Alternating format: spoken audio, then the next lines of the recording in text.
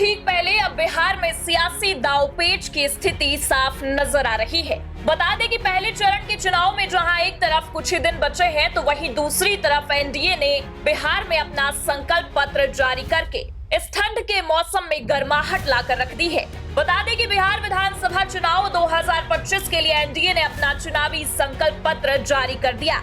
और इतना ही नहीं, बल्कि आपको ये भी जानकारी दे दे कि एनडीए गठबंधन के शीर्ष नेताओं ने साझा रूप से अपने चुनावी वादों का ऐलान कर दिया है।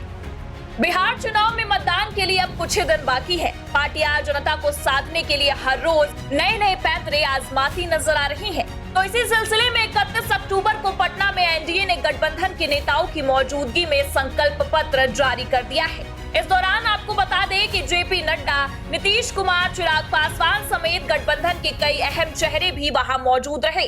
हालांकि एनडीए द्वारा जारी किए गए संकल्प पत्र में सबसे ज्यादा गौर करने वाली बात ये थी कि इस बार एनडीए के संकल्प पत्र में किसानों पर सबसे ज्यादा फोकस किया गया है।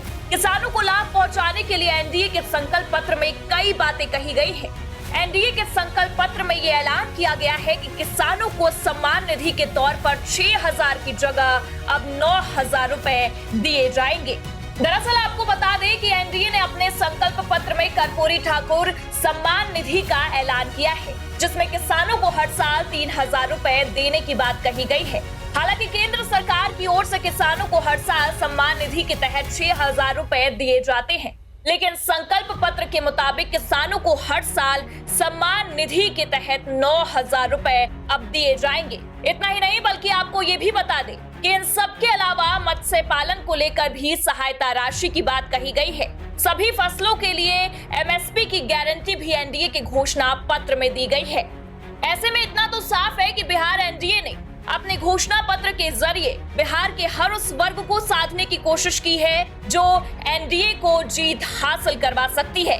तो एनडीए के संकल्प पत्र में क्या कुछ खास है, आइए इस पर भी एक नजर डालते हैं। 1 करोड़ सरकारी नौकरी एवं रोजगार।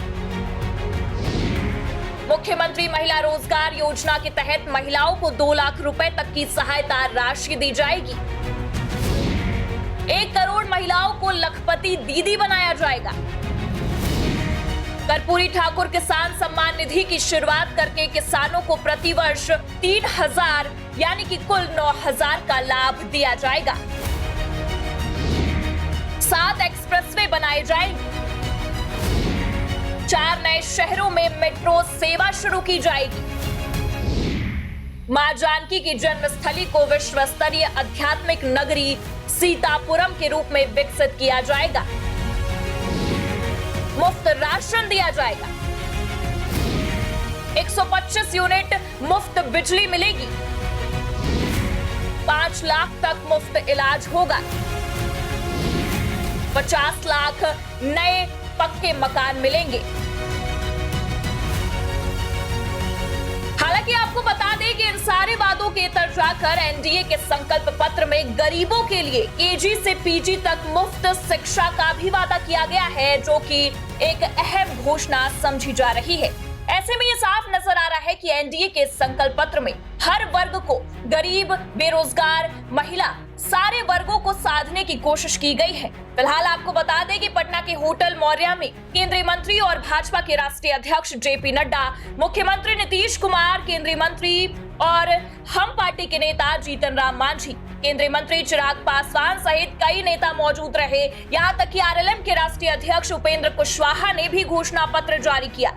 मैनिफेस्टो जारी करने के साथ ही साथ अब सीनियर लीडर चुनाव प्रचार के लिए निकल चुके हैं और बिहार की जनता को साधने की कोशिश कर रहे हैं।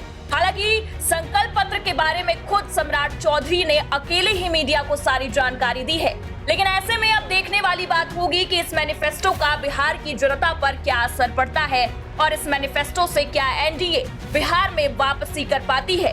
डेस्क रिपोर्ट, आज की खबर।